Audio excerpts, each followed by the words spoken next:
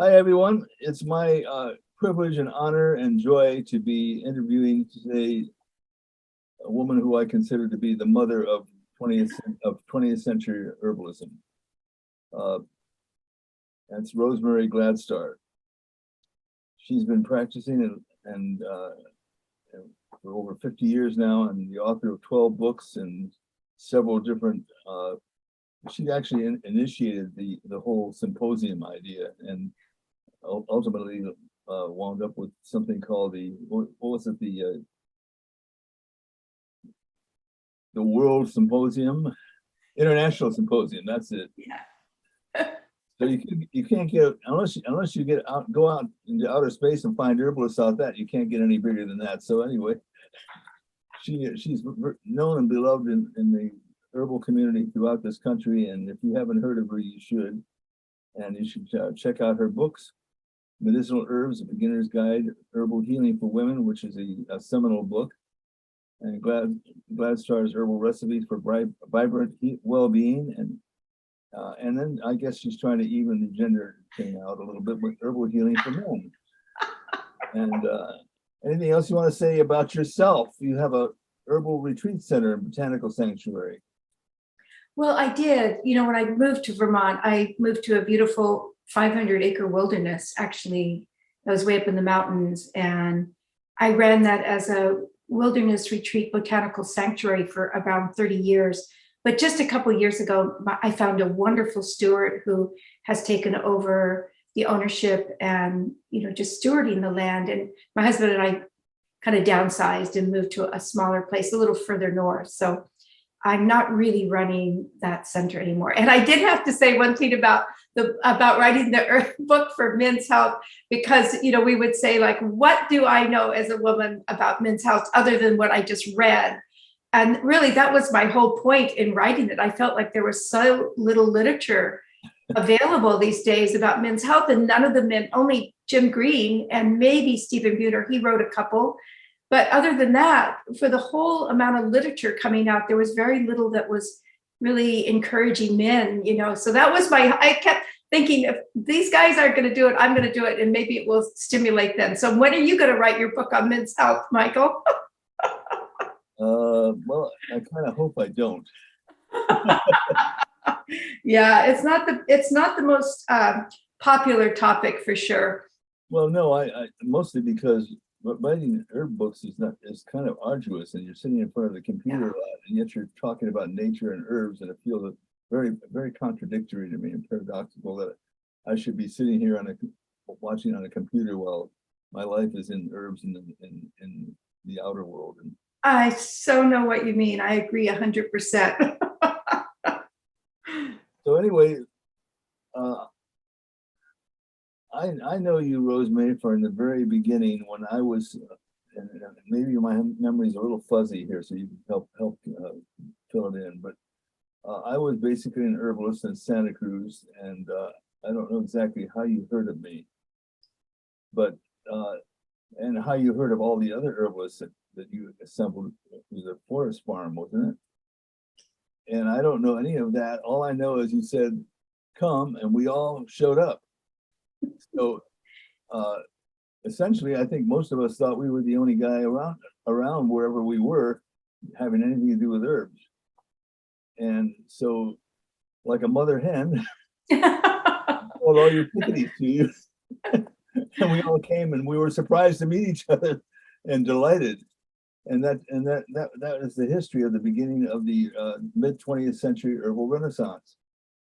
Up until that point, it was pretty much dead. Conventional scientific medicine had pretty much taken over the scene from the early 1930s and 20s, and everybody got infatuated with the wonder drugs and everything else, and then all of a sudden, and herbal medicine just got completely eclipsed in North America. So anyway, my question is, how did you find out about me and about everybody else to bring us together? Because it's been a deep friendship for now. What, God, how many years is it? 50 years or more? 50, more than 50 years, actually. Yeah, it is really interesting to look back in just those really few short years. We're talking 5 decades, and herbalism had gone deeply underground. There were definitely people still practicing, like in the southern parts of the United States, like in the Appalachians. And it really usually wasn't out of choice. It was out of poverty. They didn't really have a lot. And there were ethnic groups and some Native Americans, not always, because they also had been, forced into using modern medicine. Right. But there was definitely, it is not at all like it is now. You could not walk into herb stores. There weren't herb stores. There were hardly any books. It was dire, really.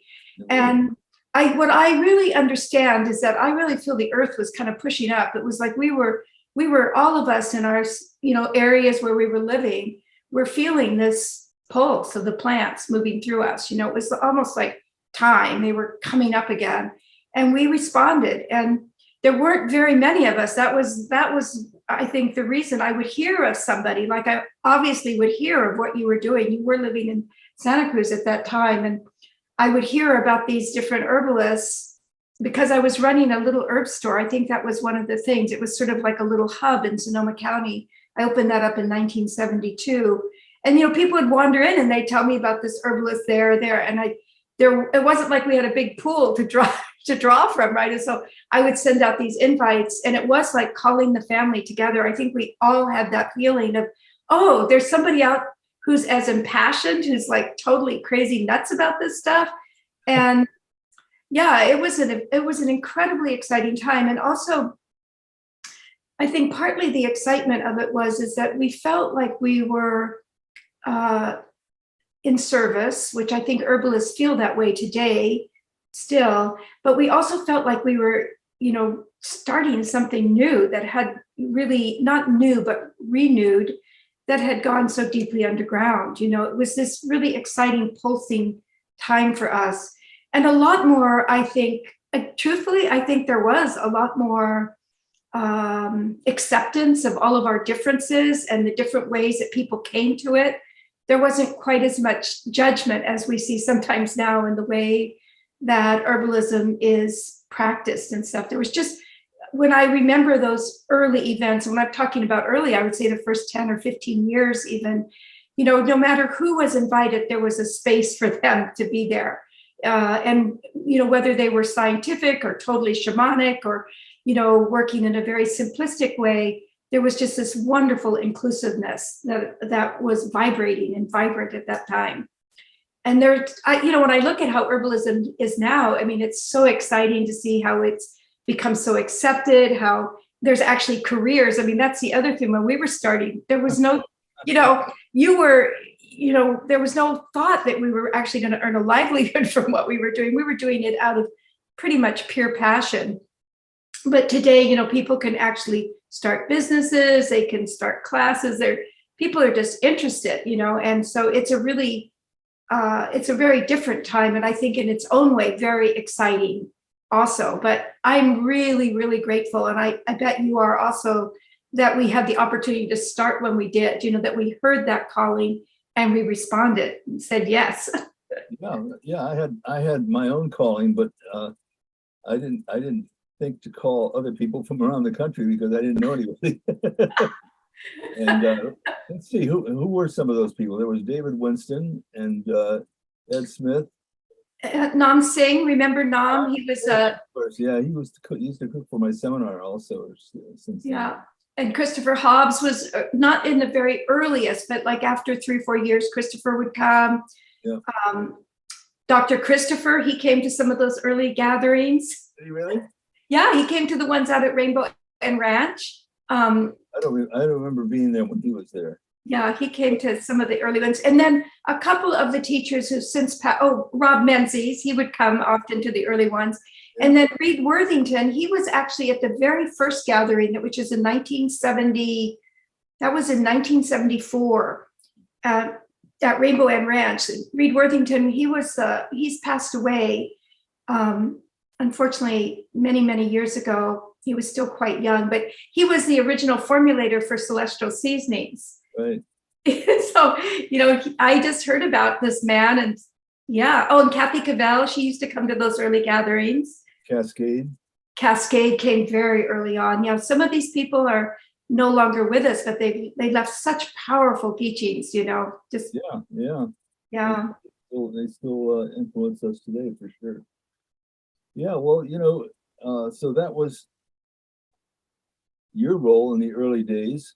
You probably didn't realize that you were the mother hen, but I don't know if you think it's flattering or not. I'm sorry, but I think it is. I always think that that we herbalists in this country, whenever Rosemary calls, we always come. Oh, no. Well, it wasn't, So you know, I've always personally felt that way, and I see other of my colleagues who feel the same way towards you, so, because we love you so much. thank you, Michael.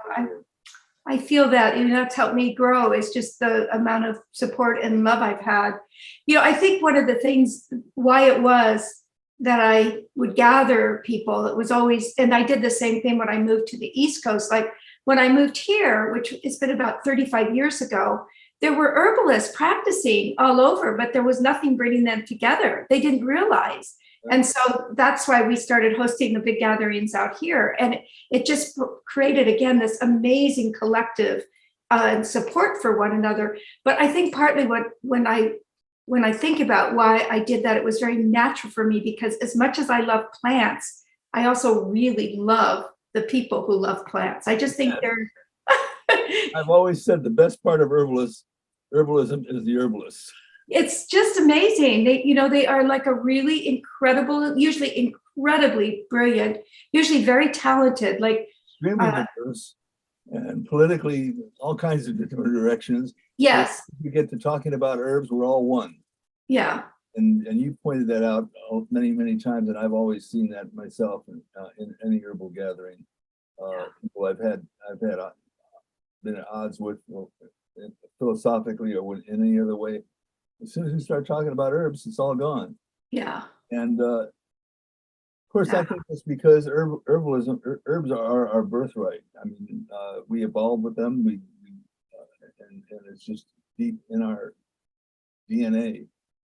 I so agree with you. Like when we think about, like I always think to myself, no matter what belief system, what mythology you think about how this earth was created, whether it was, Turtle Island rising up, or in the 7 days that a god or creator made the earth, heaven and earth, whatever incredible, beautiful story that you choose to believe in, the plants were always here before us. They are our elders, and we've evolved in relationship to them.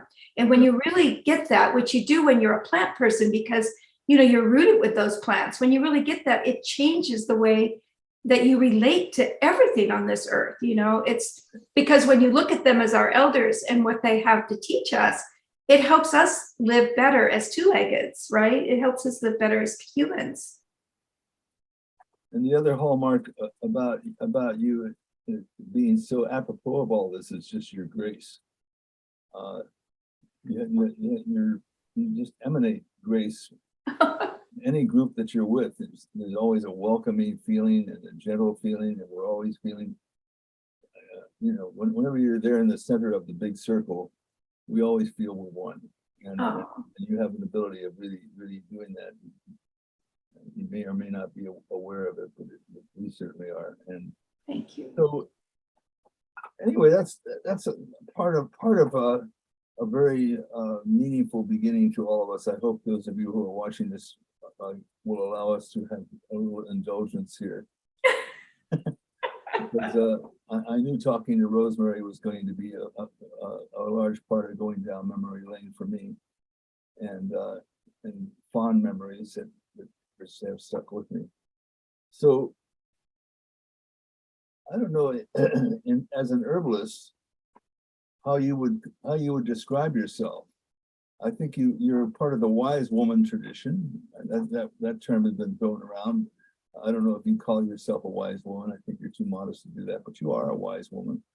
But I just call myself more a simpler, like I practice herbs in the old tradition of just, more like community herbalism.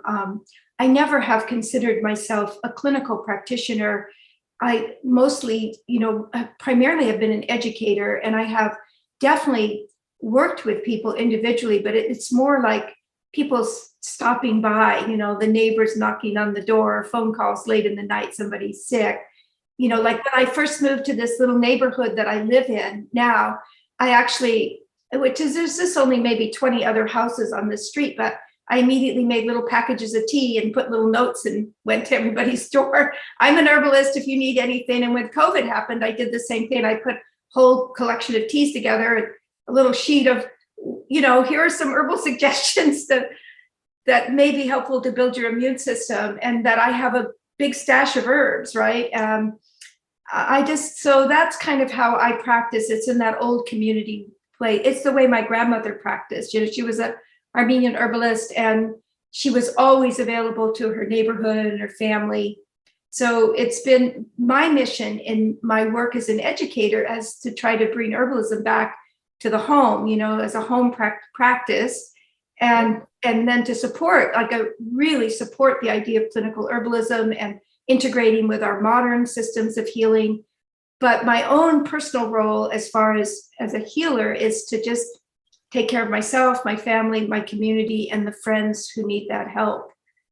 And being the person that you are, that's a very, very large community. It is a large community. It keeps me pretty busy. Yeah. Well, I have many questions, but I'm not sure where to start. But the question I think I have, want to hear from you is, why do you think so many women are attracted to herbalism? I mean, one of the perks for me as a man is always being in a community of women.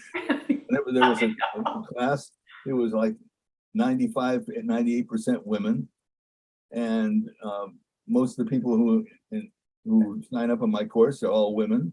I have my own theories about this, and before I offer mine, I'd like to hear your take on it.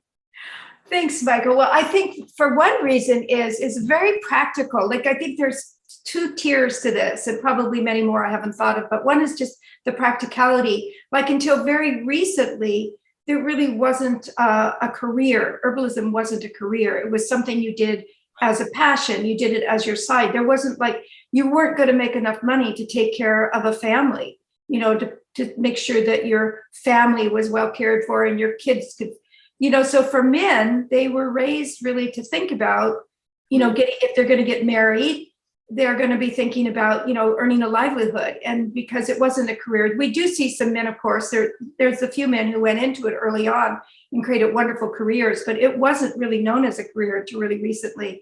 So I just think on that really practical level, men were taught to think of careers, life work, as what they could do to earn a livelihood, not only to support themselves, but their families.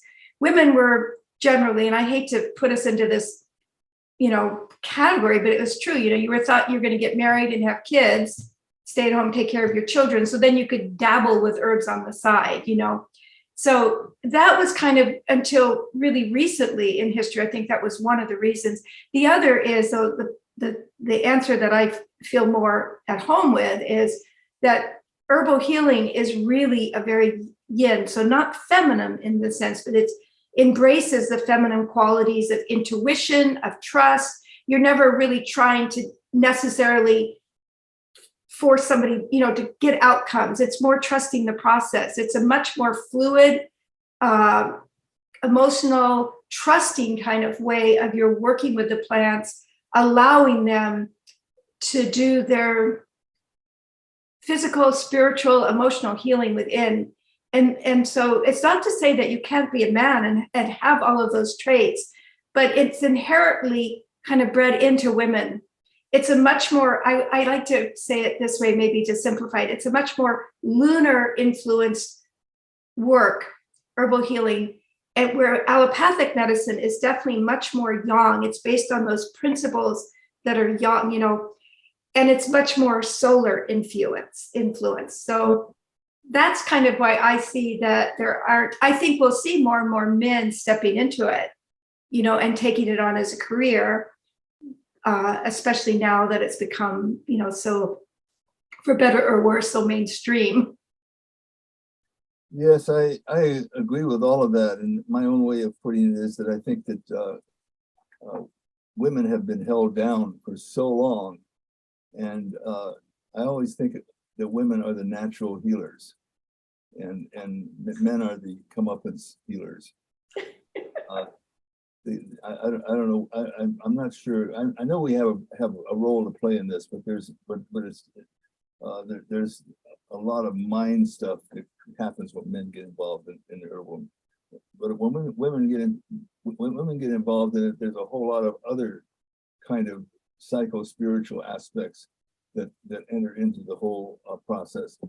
And for 1,500 years or more, women were kept away from herbal medicine and even burned at the stake. As the first great Holocaust wasn't Jews, they were women, and we don't know how many women were killed, and partially at least for being herbalists. Right, yeah, it was. Helping other women in childbirth. It was considered to be sinful. It's like if you're having pain in childbirth, you're supposed to have it because you're doing penance for your original sin, for eating the apple off the tree. It's that kind of stupidity that has gone on for over 2,000 years has held women down from their natural calling. A large part of it is instinctual feeling towards nourishment, which I think women have. I mean, they're the ones that we, as babies, got our first nourishment from, and when we get older, that's the place where we connect.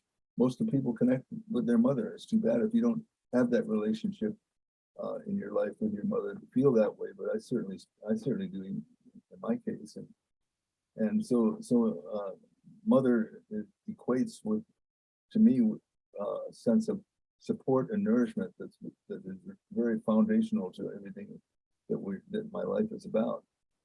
And even if I disagree with her, she's passed away now.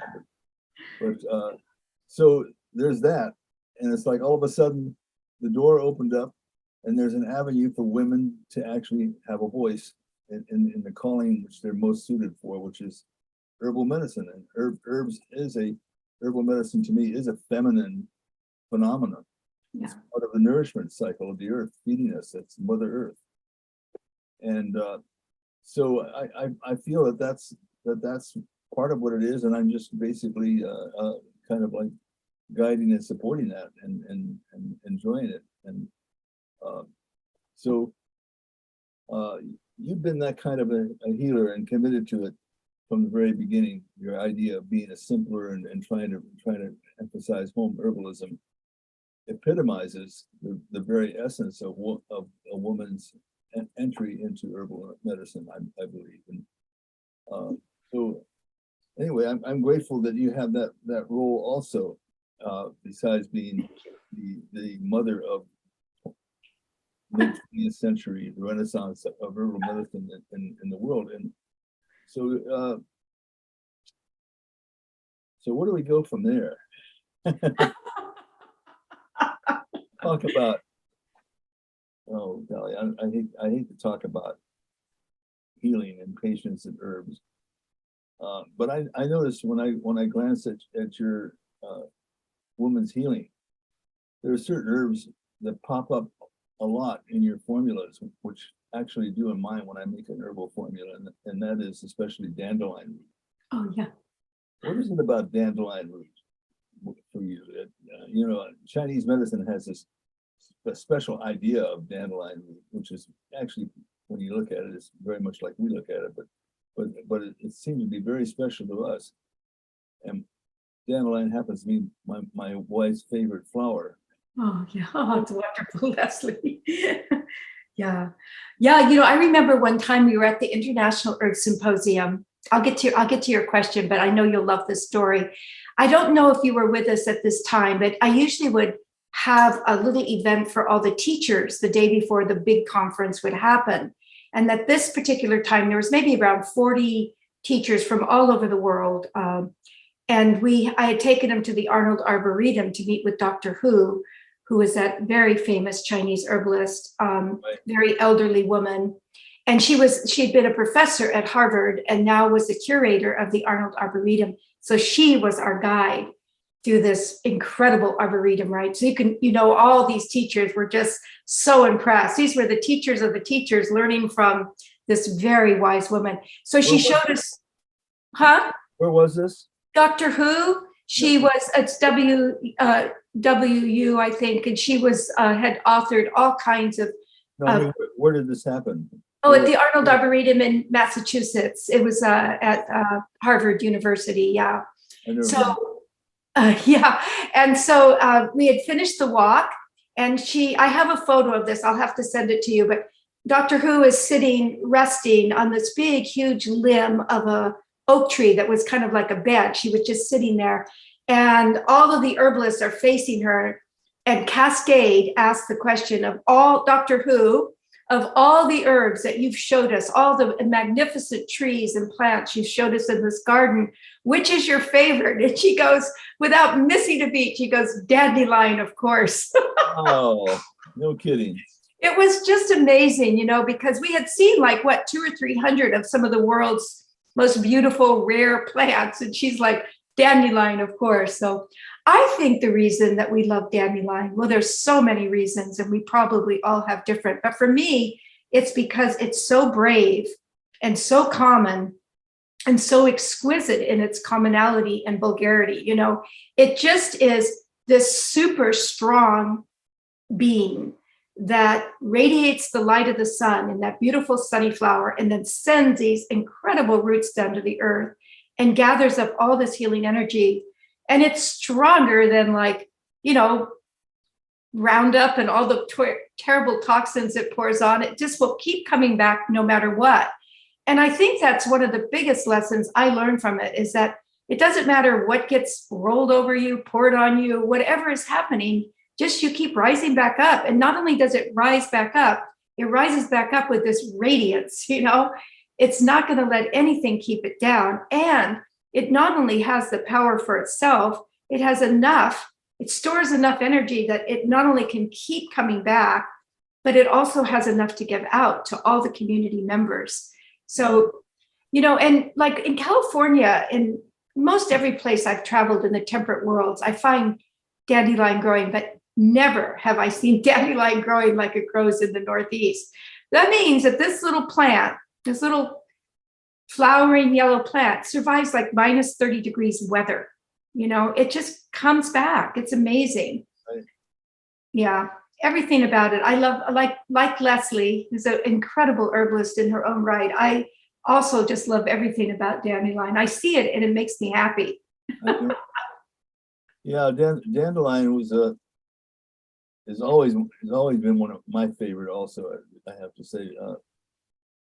And the only herb that I ever gave to somebody who I treated, who was the only person that ever got cured of cancer. And whether the dandelion did it or not, I can never say. Yeah. Those anecdotal stories. But he had pancreatic cancer. Oh my. And it was the worst cancer possible. I can't say that I've ever cured or been a part of a curing of any other form of cancer that I can remember. Sometimes my patients remind me of things that I did that I don't even remember. So maybe there was something else, but yeah. But this guy stands out of my head, and you would love him. He was like from Trieste. He was an Italian guy. He didn't speak any English, and he just saw me as the village shaman. Yeah. And he imbued me with all this power. And I would, every time I go see him, he'd grab my arm, in broken English, say, I trust you, I believe in you. Every single thing I told him to do, he would do it to a T.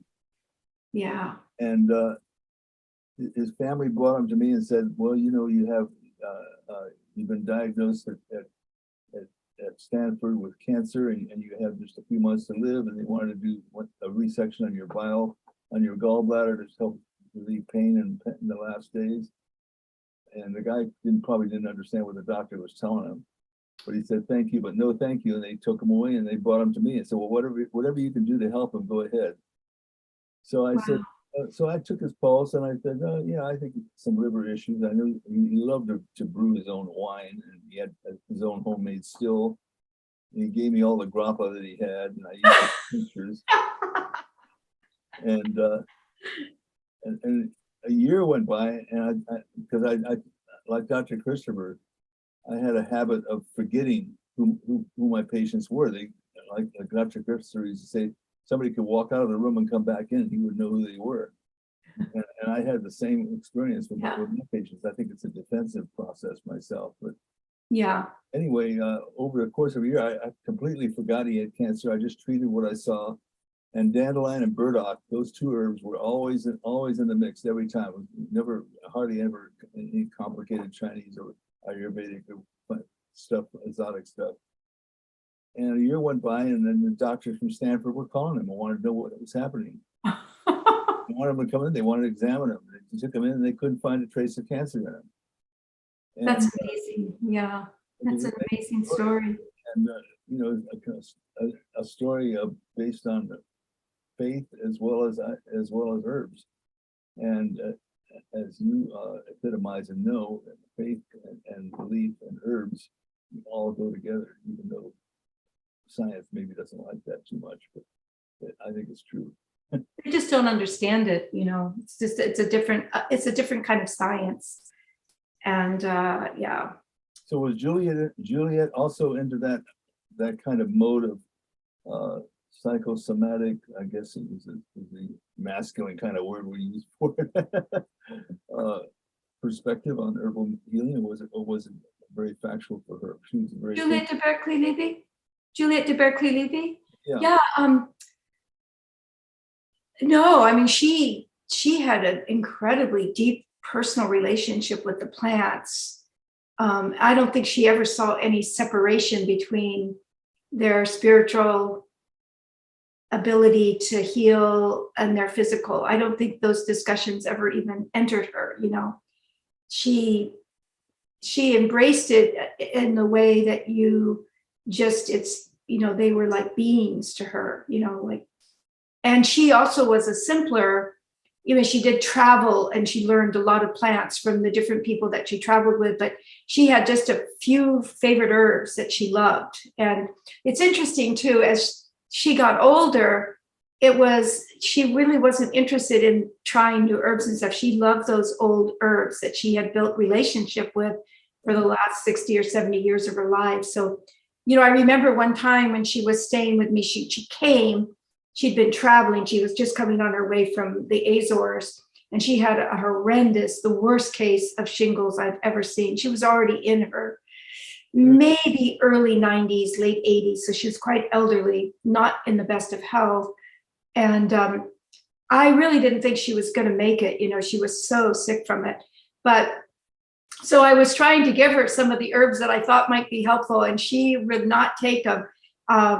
I had a good naturopathic friend, a doctor who lived in town, and he would come out and check on her and stuff.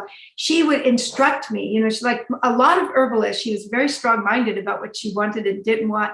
So she would instruct me to make her cabbage, it was cabbage leaf poultices all over her body. So I would laugh and say for years afterwards, I would find shredded cabbage in that bathroom, and that in her bedroom, tucked everywhere. And then lavender oil baths. She would have me put a little lavender oil in the bath. But when I would try to give her anything that was bitter or anything like that, she would not take it. But she actually healed from that. She had shingles on her entire body. It was just so bad. But she recovered. It took about, you know, I think I was working with her, helping her for about, it had to be at least several weeks at my house before she was well enough to get up. And I would carry her little shriveled body into the bathtub and, you know, give her her bath. And yeah, she was a remarkable human being. So that's Juliet de Berkeley-Levy. Yes. A great herbalist, and she was in France, wasn't she? No, she actually lived, she kind of lived all over the world. She was of Turkish Egyptian, actually, descent.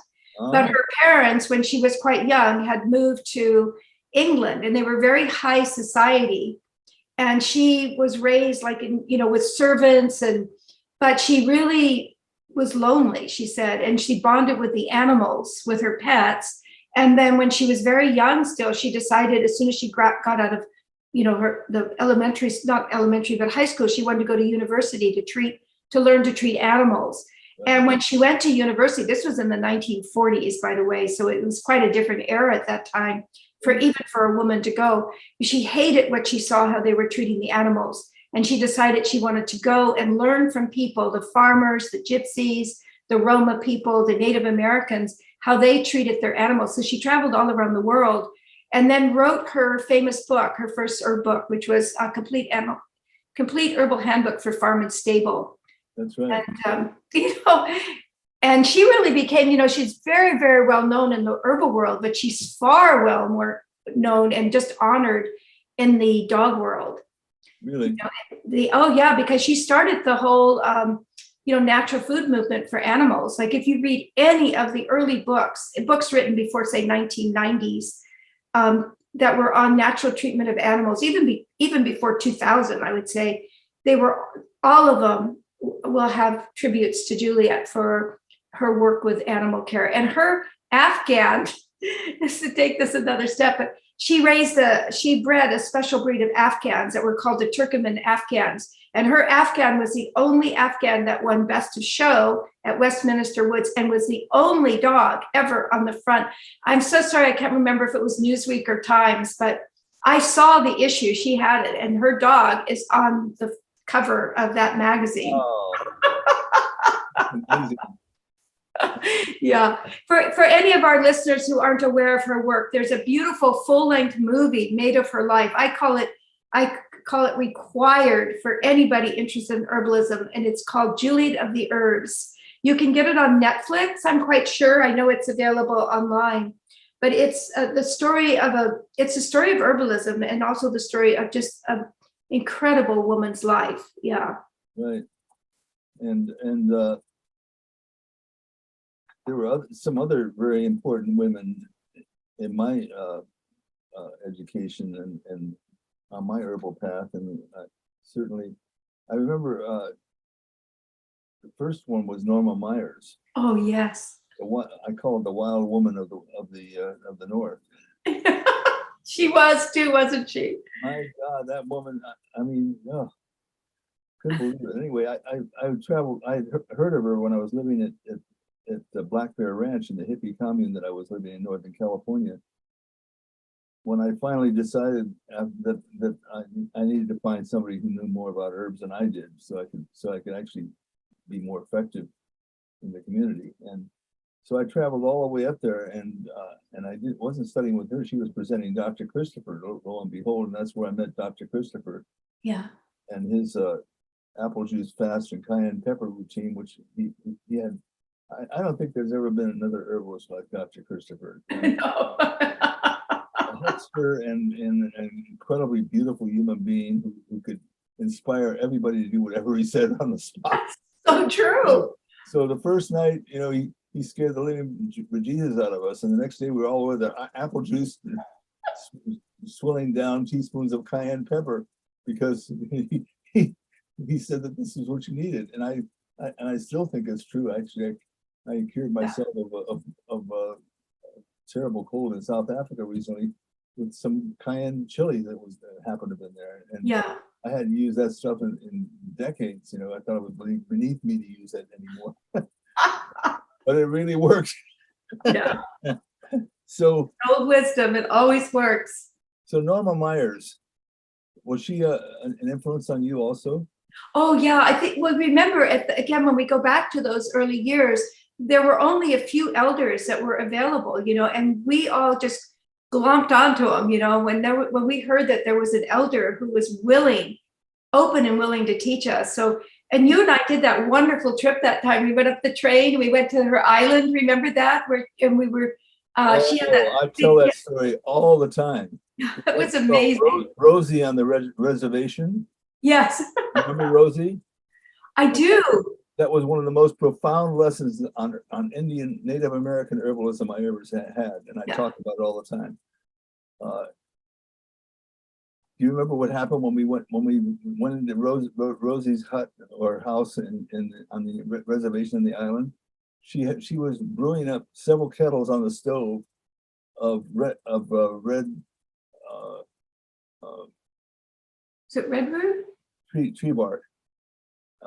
Golly, my mind. Okay, anyway, Oh, she was brewing this up, and she had big pots of this stuff, and just really strong, filled with herbs, no measurements whatsoever.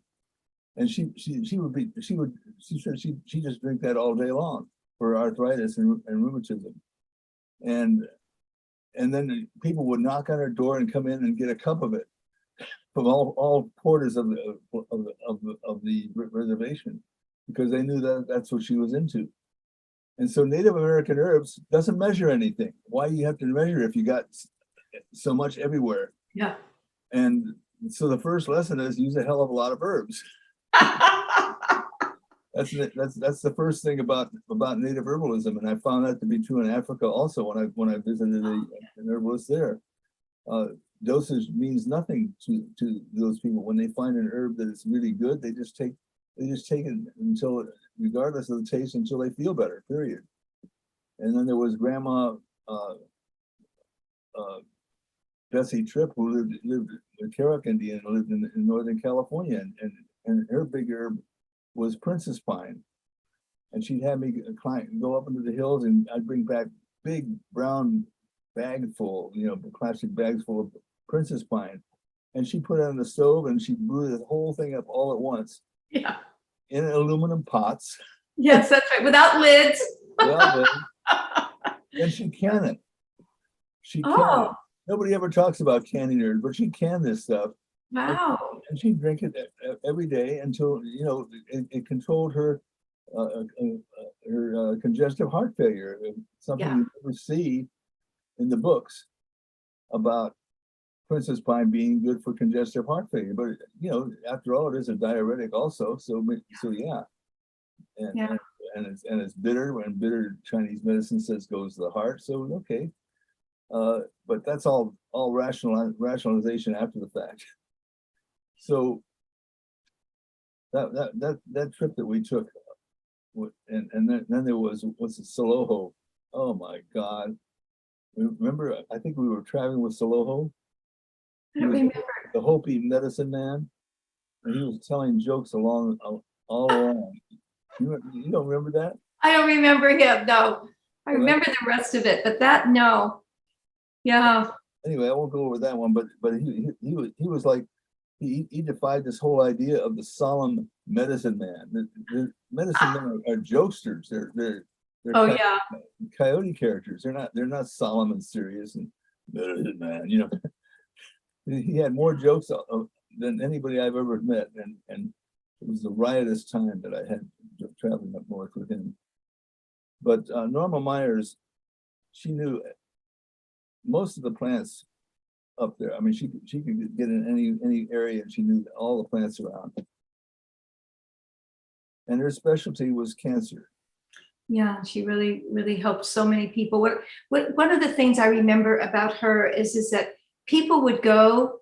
She was married to a fisherman, a native fisherman on that island. It was actually a reservation there, and it was a very small house. And no matter when you went to see her, the house was full of people, right? They were like laying on the floor and up in the attic. And her husband, I remember, would get up really early in the morning to go fishing, and he would step over the bodies, of people.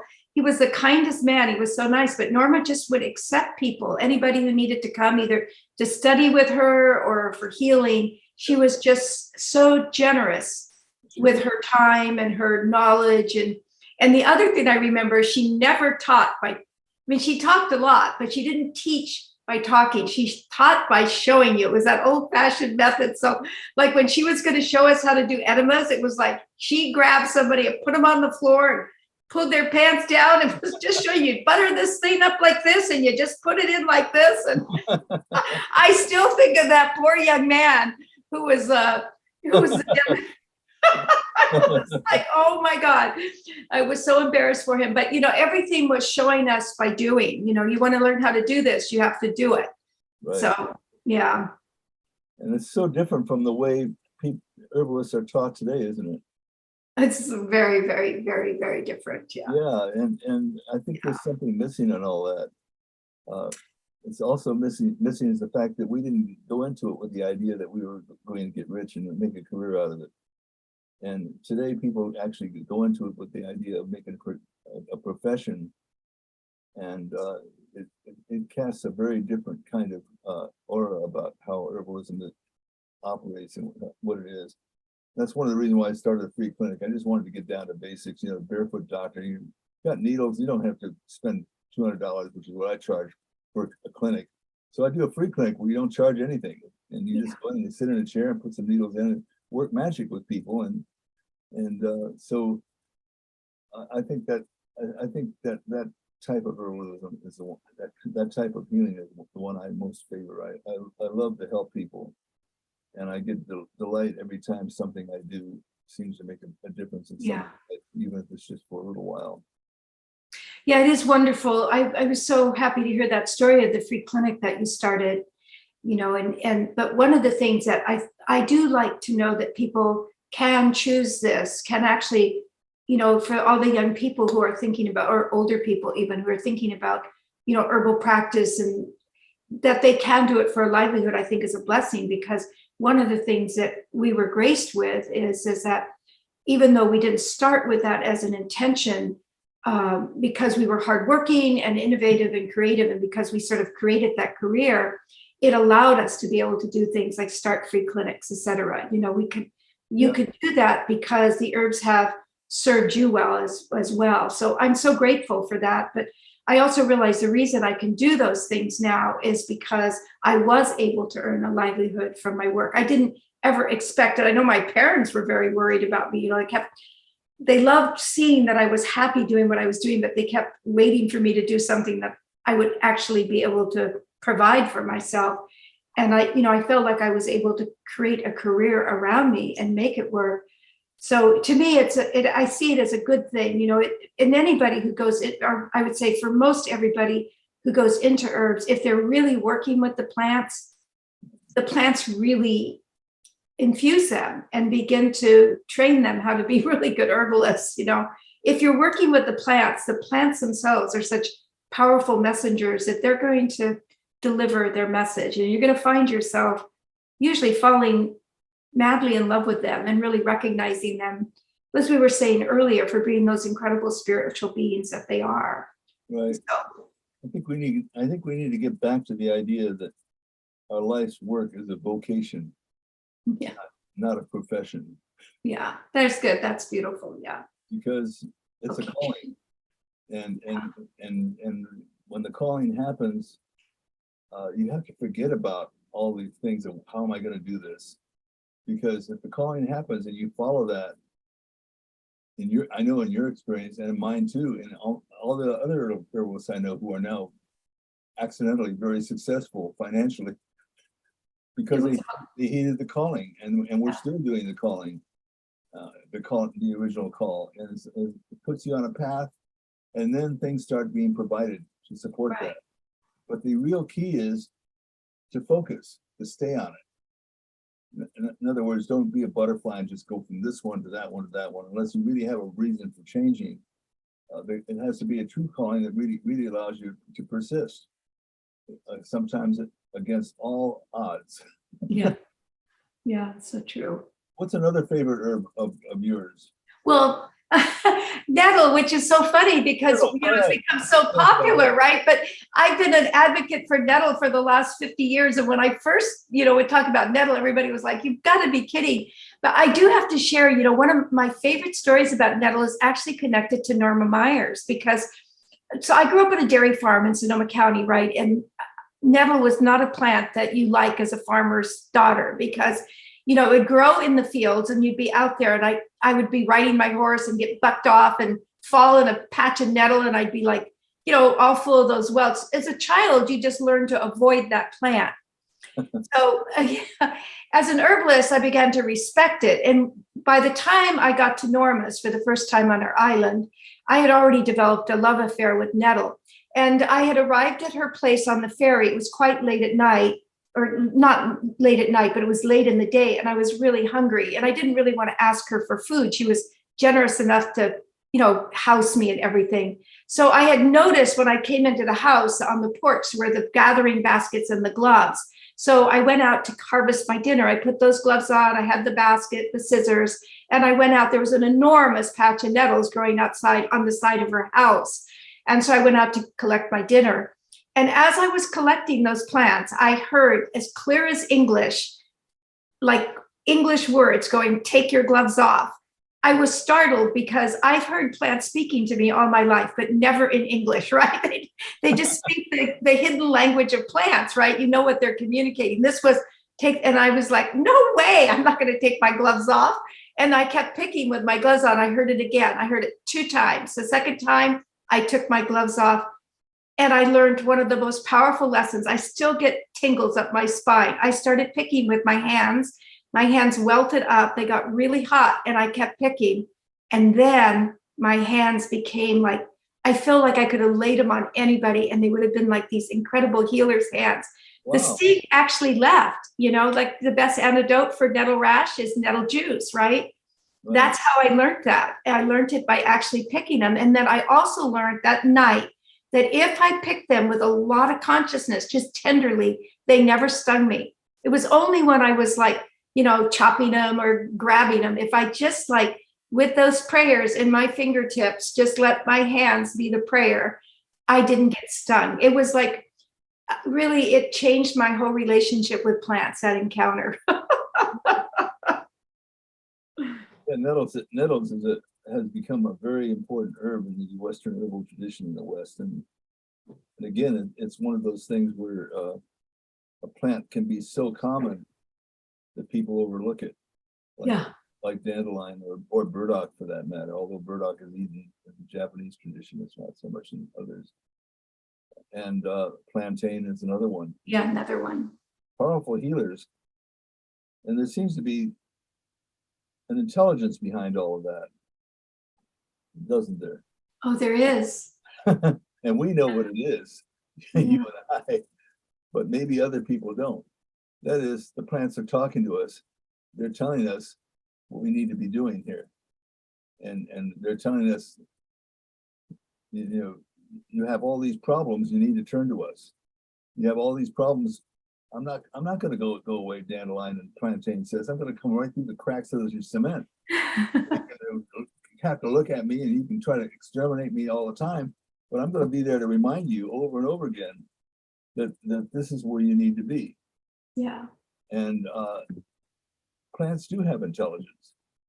The lowly apple, one of the worst tasting natural fruits on the planet, perhaps, in its natural habitat, figured out how to travel all the way from Kazakhstan or something like that to the United States and become the Macintosh apple, which is my favorite.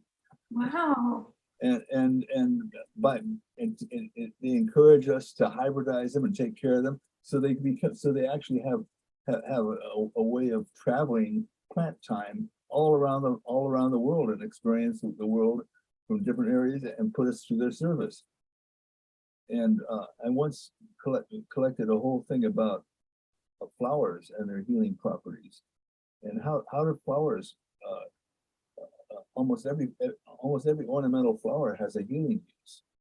It started out as a healing use, and I think of it as being something that some woman perhaps would step out of her wherever she lived and see this flower and say, "Oh, you're a nice little flower," and she'd pull it over to her cottage and plant it there, and then take care of it year after year until it became an ornamental. So the plants attract us to do things for them. Yeah. We are part of their part of their servants. We're at their service as well as them serving us. It's a completely wonderful reciprocal action. And I think it would be really great if all the people in Washington, D.C. and the politicians in Russia just went back to the plants and just saw what that reciprocal action was telling them and what it means. I mean, I could not imagine a world with such dire straits, when that awareness is there with people, and yet I know it must be in everybody. Well, I think so. I agree with you. You know, I do think it's part of our human heritage because, again, because of that long, long relationship of codependency with those plants.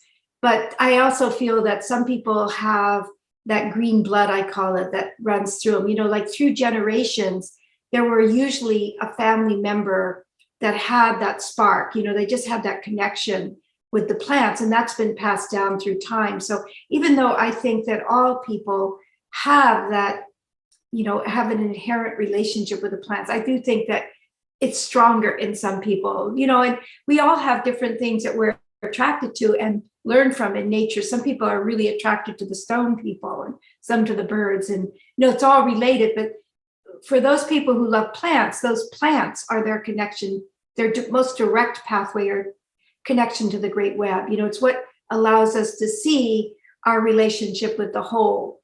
And I, like you, I also I think about how dependent and codependent, like sometimes people would say, you know, this world would get along just fine. The plants would all keep growing beautifully without people. And in some level that's true, but they do really well in relationship with us. I mean, you can see the way plants, even weedy plants, clamor to come close to where humans habitate. There's some, again, we can talk about all the different ways of relationship there is, but there's definitely a connection. And plants thrive in the company of people. And people we've done horrific things with our management, of the earth, but we've also done some very beautiful things. So when you see some of the gardens and the botanical areas that are just botanically rich because of people's conscious actions about collecting plants and planting them, you know, and yeah, I mean, so I think it's a much more codependent relationship than we like to give credit for. I think the plants can definitely thrive without humans, but they love humans. They love to grow with us. We just have to be respectful of them. I think we have to learn more respect for how nature is, that we're not here to manage nature by any means at all. We're here to correlate with it, really. Yeah, and that brings us to your developing the Plant Savers organization, which was dealing with the problem of over harvesting plants, whether it's for herbs or having their area being cemented over, so and so the plants are no longer. I think there's two parts to that, and I think I've talked to you, mentioned that in our emails. There's an old Indian adage that I've always gone with, which is that if you don't use it, you'll lose it. Yeah. And the other thing is that every time I walked with an Indian, or even when I was briefly with people in Africa, and you point out a plant that maybe they didn't know, the first words that came out of their mouth is, "What's it good for?" And I think that's so important, and I have a fear that if, for instance, false unicorn is not being used on some level, and it's just everybody just thinks of false unicorn, like what's happened to golden seal. I never use golden seal because I heard it's threatened and endangered and all that stuff, so I never use it anymore. It was like one of the most common medicinal herbs of North America. And so what are we going to do? Have it in reserves and have it in parks? Those are the places that are most vulnerable to get paid, to lose ground and get paved over. Unless we develop an appreciation for the use of the plant and actually continue the use of it, I feel that we're in a great situation where we might lose it entirely. So it's a balance of those two things. And North America is really slow in recognizing the use of wild plants that we have. It's an amazing continent from medicinal herbs. Yeah. Well, partly I think why we have the lush amount of plants that we do still is because, you know, first of all, it was habitated by many, many different tribes in this country, but not necessarily overhabitated. So it really wasn't till 500 years ago that we started seeing a lot of colonizers coming in, other people coming, and only more recently with such a population explosion. And also you have to tie that with, it's only been in the last, not even 100 years, not even quite 50 years, that we've seen the herbal explosion. We do know that a lot of the plants are being harvested and sent over to European countries and even Asian countries while we weren't using them here. But the whole thing with quote unquote saving plants, because that in itself is even questionable, but it's not about not using the plants at all. In fact, I use golden seal all the time. I know a lot of the people who are advocates for, conservation of plants or plant saving recommend using Oregon grapefruit or barberry root, but I still use golden seal. I love that plant. And I don't think the other plants even come close to it, actually. But what I really feel is what you do is to definitely harvest it from the wild right now, to try to supply the tonnage that goes to European countries and then the enormous amount that's needed in the United States. It would be gone in our lifetime, really. That's how severe it is. So the whole idea is to support another endangered species, which is the American farmer, and to cultivate these plants, because if they're cultivated well, they're just as good. They have a different quality than wild, but they can be just as good. It's the difference of how salmon are farm raised. We all hate farm raised salmon because of the way that it's raised. It's actually creating terrible problems in the water. But if salmon is raised well, with really a sense of the whole environment, not just the greedy nature of trying to, have a business and raise a lot of salmon and destroy the water environment, then it's a good solution. It's a win-win for the wild salmon, and it's a win-win for all the people who love to eat salmon, and it's a win-win for the waters too. So I see that same thing with the wild plants. Like, they can be cultivated. I've seen wild plants being cultivated with a different quality than the wild, but every bit is potent medicine. And when we want the wildness, because that's one of the things I like about using wild things, is there's a wild spirit that I crave and I think people need. Eat dandelion and burdock, right? And plantain. Go out and eat the common weedy plants. So the idea is more about not using these plants. It's about encouraging people to grow them. Right. And with golden seal, we still need more farmers, but it's not that difficult. With herbs, like, we've had a lot of problem with false unicorn root. Nobody at this point has been able to figure out how to grow enough to supply the market. And because it's so sensitive right now in the wild, I actually am one of those people who feel, yes, we need to keep advocating about it, because it's a marvelous herb that, there's not a lot of substitutes for how well that plant can work. Yep. But I really am not an advocate for using it from the wild right now, because there's a massive number of women who would be using that plant. We would use it all up and it would be gone off the face of the earth. Yep. So I do think that our generation right now, we do have a responsibility to encourage farmers to grow these plants. Not just farmers, people. You can grow, especially in the Northeast, any of these plants that grow in the Northeast and in the West, any of the plants like the white sage and the yerba. I'm having that problem too. Some of the yerba buena, yerba santa. Yeah. It's that the one that's a little bit endangered too. But anyway, what I'm trying to say, without getting too specific, is those plants that are bioregionally specific to our area, we can include them in our landscape so that you can actually harvest your own plants. It's really the most ideal thing. Very important. So it's not about necessarily not using them. It's taking the stress off of the wild creatures, that we know. And the biggest problem is because we have, we help create this incredible love, desire, and lust for plants. And we don't have enough wild things to really support it. And you see that when you go to European countries, and that's where it first clicked on me. I'd been hiking in Switzerland. I had led one of my plant lovers journeys to Switzerland, and was hiking through the Swiss Alps, which are just beautiful. Mm. But when I was there, I noticed how cultivated they were, even when you're high up in the Alps. and that they have their wild plants there, but they're not in wild abandonment like we still saw in the United States.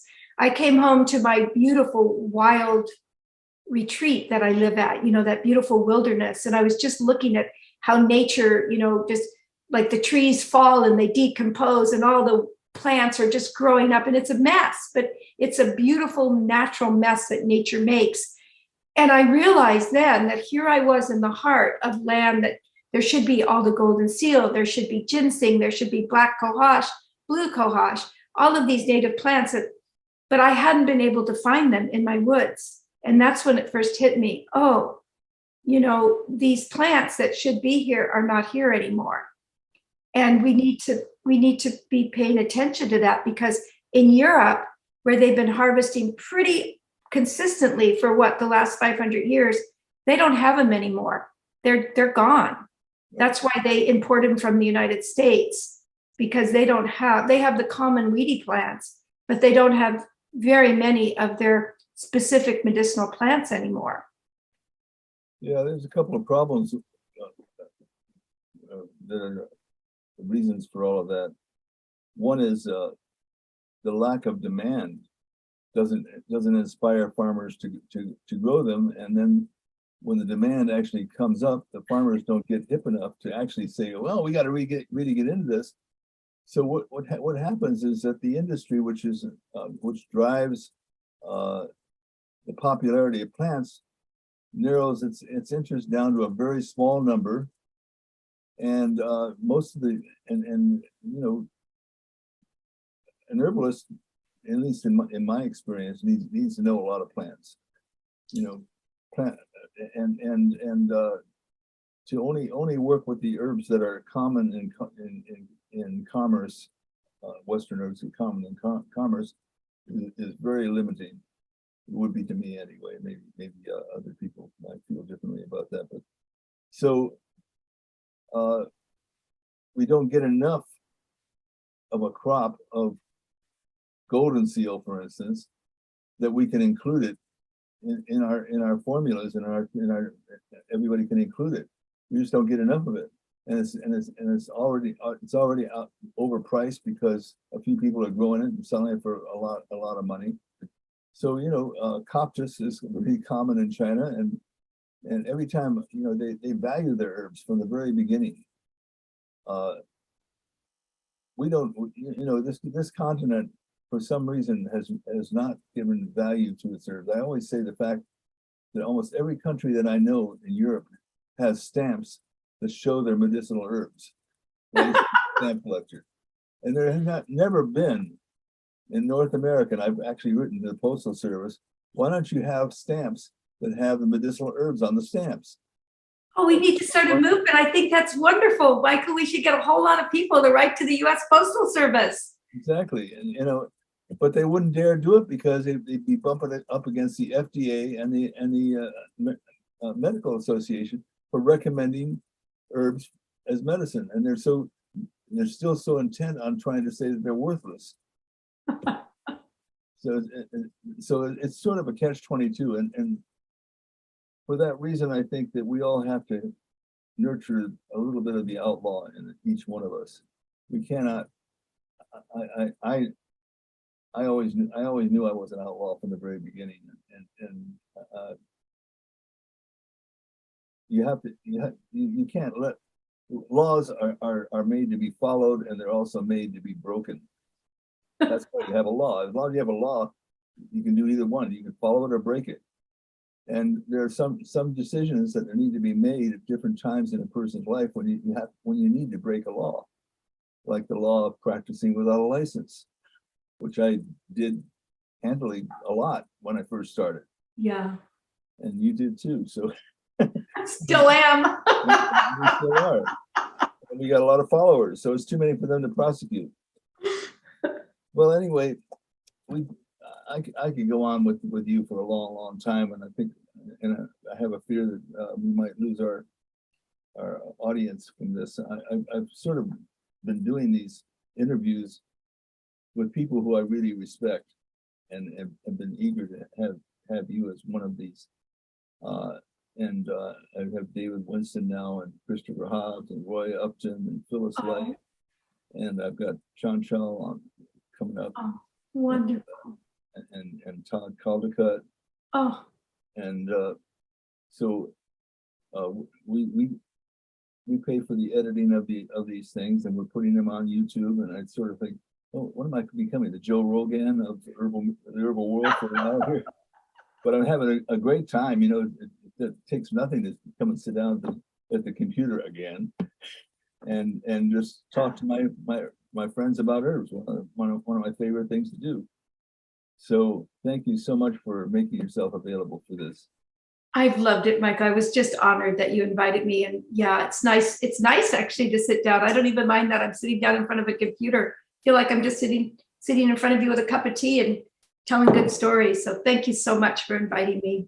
And I just want to remind everybody, in case we haven't said your name for a long time, and you're just becoming acquainted with this charming woman, Rosemary Gladstar, the mother of herbalism in North America, and the author of several books. And I encourage you to look her up on the internet. I don't want to mention all of the books, but just look for Rosemary Gladstar, and you'll see all of her books.